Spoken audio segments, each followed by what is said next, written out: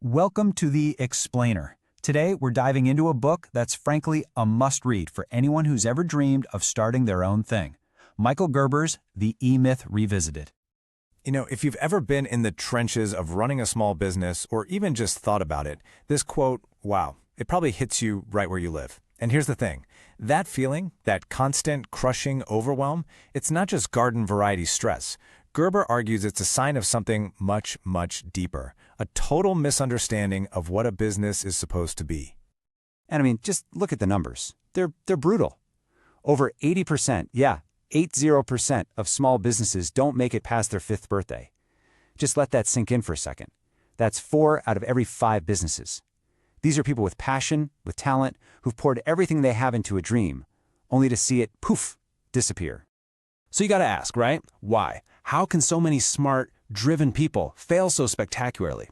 Well, Gerber says it all comes down to this one big, shiny, tempting idea that's actually a trap. He calls it the entrepreneurial myth, or, the E-myth. Okay, so here's the big idea. We have this image of a business founder as this visionary, right? An entrepreneur. But Gerber says, nope, that's not what usually happens. The reality is, most businesses are started by technicians. Think about it. You're amazing at baking pies, or you're a whiz at coding.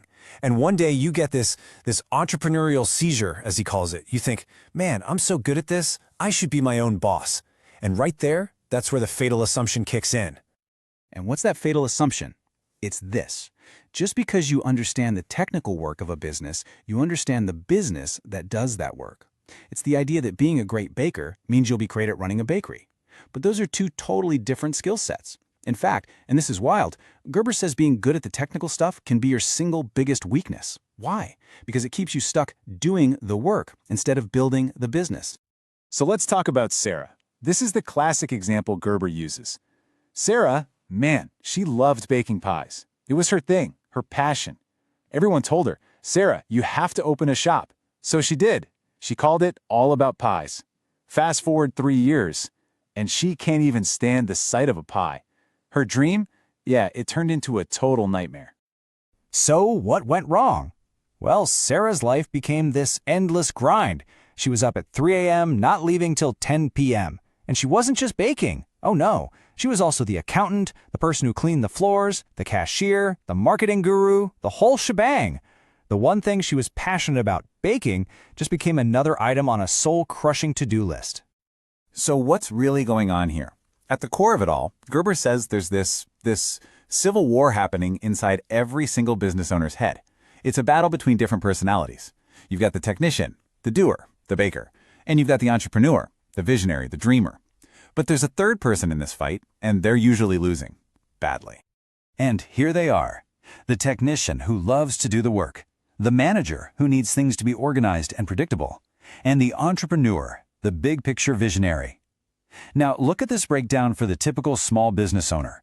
The technician is running the show, a full 70%. The visionary entrepreneur is just a tiny sliver. This is Sarah's problem in a nutshell. Her inner technician went into overdrive, and, well, that is a recipe for disaster.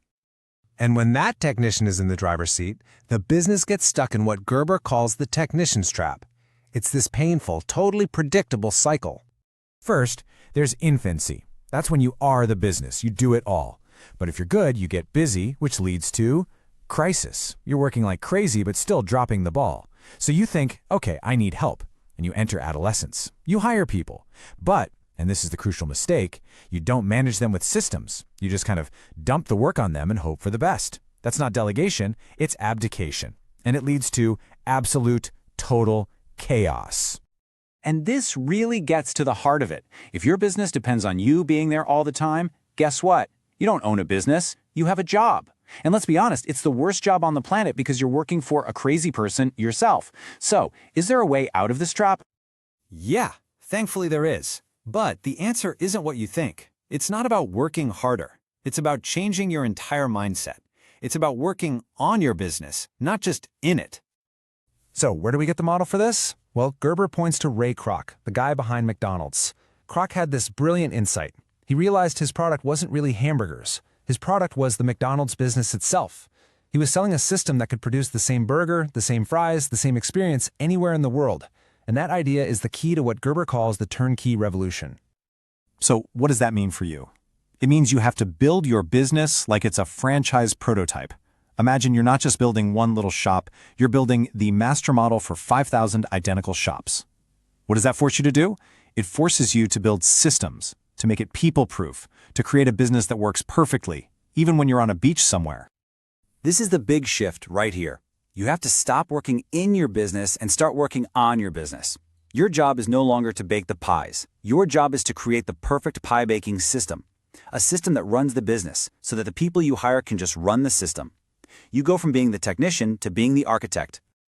Okay, so how do you actually do this? Gerber gives us some rules. Yeah, you need to provide consistent value, create order, document everything. That makes sense. But check out rule number 2, because this one is a mind-bender for a lot of people. Use people with the lowest necessary skill. Now, that sounds harsh, but what it means is you have to make your system the star of the show, not your employees. The system is so good, so clear, that anyone can follow it and get a perfect result. That's how you get that predictable service every single time. So when you start thinking of your business itself as the product you're building, everything changes. It becomes predictable. It becomes something you can grow, something you can scale. Heck, it becomes something you can one day sell. And maybe most importantly, you finally build a business that serves your life instead of having your life serve the business. And that's really the secret, isn't it? It's not about hiring a bunch of rock stars. It's about building a rock star system that allows ordinary people to get extraordinary results, consistently, like clockwork. Let's go back to Sarah and her pie shop for a second. If she had done this, can you imagine? It would have freed her from the 3 a.m. grind. She could have finally stepped back and become what she was meant to be all along, the entrepreneur, the one dreaming up the future of the perfect pie business. So in the end, the E-myth leaves us all with this one big question to chew on. How can you own your business and still be free of it? Answering that, well, that's everything. It's the difference between building a true business and just creating a prison for yourself. And according to Gerber, that choice is completely up to you. All right, that's a wrap on today's summary. Thanks for listening. If this book summary sparked your curiosity or gave you new insights, don't forget to like, subscribe, and hit the bell so you won't miss our next summary. Keep reading, keep growing, and see you in the next one.